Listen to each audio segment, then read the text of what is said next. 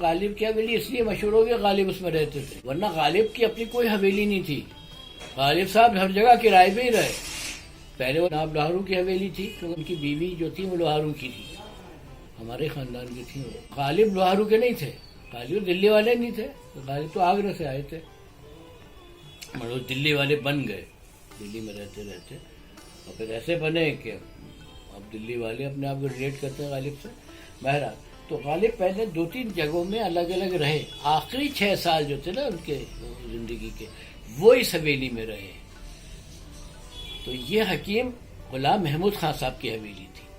1857 سے بھی پہلے وہ یہاں غالباً اس سے 1-2 سال پہلے ہی آئے ہوں گے یہاں، کیونکہ اس کے 2-3 سال بعد تو اس کا انتقال ہی ہو گیا. تو 6-7 سال وہ یہاں رہے آخر کے زندگی کے. تو حکیم غلام محمود خان صاحب کی یہ حویلی ہمارے خاندانی تھی.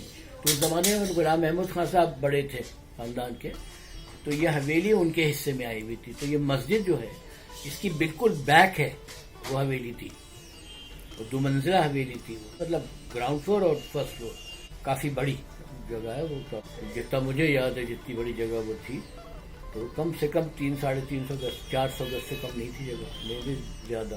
اور اونچا تھا، طاقے وغیرہ گر گیا تھا سب. تو طاقے اپنے مرزا غالب اس حویلی میں آن کے بس، جب تو یہ حویلی تھی باقاعدہ، بلکہ غالب نے جو شعر کہا ہے یہاں آنے کے بسنے کے بعد ہی کہی ہے کہ مسجد کے زیر سایہ ایک گھر بنا لیا ہے، ایک بندہ کمینہ ہمسایہ خدا ہے.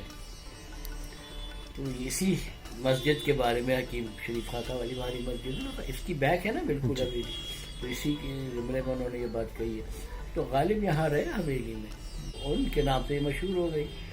تو غالب جب 1857 میں یہ لوٹا ہوئی ہے، تو ملک قاسم جان وغیرہ سب ادھر لوٹا ہے سارا یہ نا، یہاں تک غالب صاحب تک تو باغی آ گئے تھے سارے.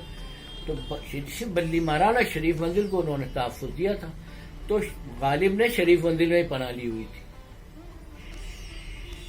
تو غالب نے اب دستمبوں میں یہ تذکرہ کیا ہے اپنی کتاب میں جو انہوں نے لکھی ہے دستمبوں، کہ جو حکیم صاحب نے کردار اس میں ادا کیا، اور حکیم صاحب کے اثر و رسوخ کی وجہ سے مہاراجہ پٹیالہ راجا نریندر سنگھ جی تھے، انہوں نے اپنے خاص ایک فوج کا دستہ بھیجا تھا پٹیالہ کی، وہ جس نے شریف منزل ولی مہران کا تحفظ دیا تھا. تو غالب کی حویلی کی حقیقت تو اصل میں یہ ہے. وہ بعد میں ہمارے خاندان میں حکیم میرے نانا کے حصے میں آ گئی. میرے نانا جو تھے نا غلام محمود خان صاحب کے پوتے تھے. میرے نانا جو تھے مجید خان صاحب کے بیٹے تھے نا، تو عبد المجید خان صاحب غلام محمود خان صاحب کے بڑے بیٹے تھے. اجمل خان صاحب کے والد تھے نا غلام محمود خان صاحب. میرے پردادا بھی عبد المجید خان صاحب بھی انہی کے بیٹے تھے. تو میرے نانا حکیم ظفر خان صاحب جو تھے ان کے حصے میں یہ حویلی آئی تھی، جو مجھے یاد ہے 47 سے پہلے ان کے پاس تھی. اور یہ 46 میں ہم میرے والد اور یہ سب بتاتے تھے فیملی والے کہ ہماری 5 گاڑیاں وہاں کھڑی ہوئی تھی نا، کارز. ایک گیراج بن گیا تھا ہمارا، پھاٹک ہے نا بڑا، تو گاڑیاں اس کے اندر جا کے کھڑی ہوتی تھی. چھت وت گر آ گئی تھی تو گاڑیاں ادھر آگے کی. تو یہ چھت قائم تھی جو اندر گھستے ہی نا اب جو بنا، یہ چھت قائم تھی. تو حویلی تو ڈیلیپیٹیڈ ہوئی، تو گاڑیاں وہاں کھڑی ہوتی تھی. تو ایک دن وہ رات کو چھت پوری بیٹھ گئی، 5 گاڑیاں دب گئی. اور انشورنس وغیرہ اس زمانے میں ہوتا نہیں ہوگا، تو ظاہر ہے اس کے بعد کسی نے گاڑی لے، وہ 47 آ گیا، اللہ خیر صلی اللہ ہو گئی. تو جب میں نے آنکھ کھولی ہے تو سائیکل بھی نہیں تھی. ظفر خان صاحب کے بعد میرے چھوٹے ماموں جو تھے حکیم شریف خان صاحب کے چھوٹے بھائی شبیر احمد خان صاحب، ان کے حصے میں آئی. تو یہاں ٹال والا تھا، ایک ابراہیم ٹال والے کے نام سے تھا، جو کوئلے اور لکڑی وغیرہ بیچا کرتا تھا.